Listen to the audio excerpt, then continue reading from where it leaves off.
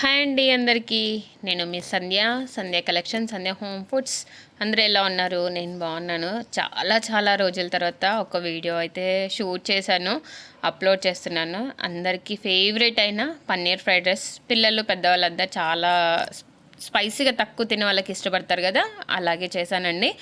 కొత్తగా చూస్తున్న వాళ్ళైతే లైక్ చేయండి, షేర్ చేయండి, సబ్స్క్రైబ్ చేయండి. ప్లీజ్ మీ సపోర్ట్ మాకు తెలియజేయండి. ఒక హాఫ్ అన్ అవర్ ముందుగా నానపెట్టేసుకున్నాను బాస్మతి రైస్ని. అందులో కొంచెం సాల్ట్, ఆయిల్ వేసేసి ఒక 80% వరకు ఉడికిచ్చేసి పక్కన పెట్టేసుకున్నాను. ఫ్రైడ్ రైస్కి ఏంటంటే ముందుగానే రైస్ చల్లగా చేసేసుకోవాలండి, ఉడికిచ్చేసుకొని పక్కన పెట్టేసుకోవాలి. అప్పుడే మంచి పొడి పొడిలాడుతూ ఉంటుంది. చల్లగా ఉంటేనే రైస్ కూడా టేస్ట్ కూడా బాగుంటుంది. దానికి వెజిటేబుల్స్ అన్నీ వేసుకుంటేనే బాగుంటుంది. మిర్చి, బీన్స్, క్యారెట్ చిన్నగా కట్ చేసి తీసుకోవాలి. దానికి సరిపడా అదొక 200 గ్రామ్స్ రైస్ అండి. దానికి ఒక 125 గ్రామ్స్ వరకు పన్నీర్ చిన్న ముక్కలు కట్ చేసి పెట్టేసుకున్నాను. కొంచెం పెప్పర్ కంపల్సరీ యూస్ చేయాలి. ఇంకా మిగిలిన ఇంగ్రీడియంట్స్ కూడా అన్నీ మీకు చూపించేసానండి. ఆయిల్, బటర్ వేసి ముక్కలు వేడి చేస్తున్నాను. ఒక హాఫ్ టీ స్పూన్ జీరా, ఒక 10 to 15 వరకు వెల్లుల్లి చిన్న పీసెస్ కట్ చేసి వేసేసుకున్నాను. వెల్లుల్లి వేస్తే కూడా చాలా బాగుంటుంది, మంచి ఫ్లేవర్ వస్తుంది వెల్లుల్లితో. ఒక హాఫ్ కప్ ఆనియన్ అన్నీ వేసి అన్నీ ఒక్కొక్క 1 minute వరకు జస్ట్ లైట్ ఫ్రై చేసుకుంటే బాగుంటుంది. చిన్న ముక్కలు కట్ చేసుకోవాలి ఫ్రైడ్ రైస్కి.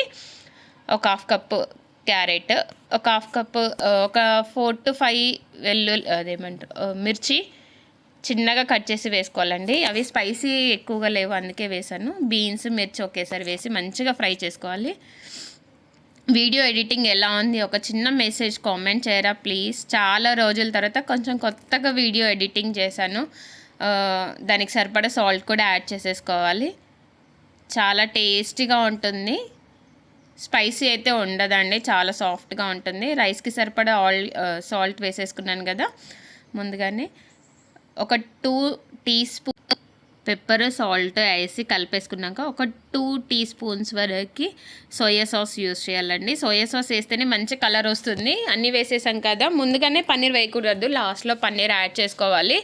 ఎక్కువ కలపడం వల్ల సాఫ్ట్గా ఉంటుంది కాబట్టి క్రష్ అయ్యే ఛాన్సెస్ ఎక్కువగా ఉంటాయి.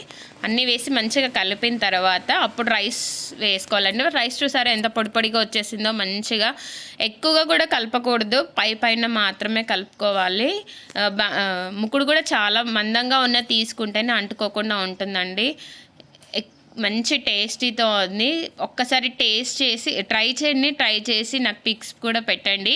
టేస్ట్ కూడా ఎలా ఉందనేది కూడా ప్లీజ్ ఒక చిన్న కామెంట్ ద్వారా తెలియచేయండి. చాలా రోజుల తర్వాత వీడియో అప్లోడ్ చేస్తున్నాను.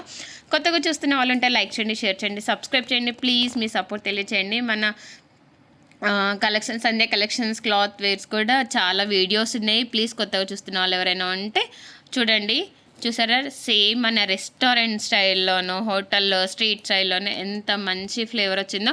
ఇందులో మెయిన్ మర్చిపోకుండా లిటిల్ బిట్ కొంచెం షుగర్ అయితే యాడ్ చేసుకోవాలండి, బాగుంటుంది. కంపల్సరీ స్వీట్నెస్ అయితే రాదు. టెస్టింగ్ సాల్ట్కి బదులు షుగర్ అయితే యాడ్ చేయాలి, మంచి కాంబినేషన్ ఉంటుంది. ప్లీజ్ సపోర్ట్ చేయండి. Thank you so much.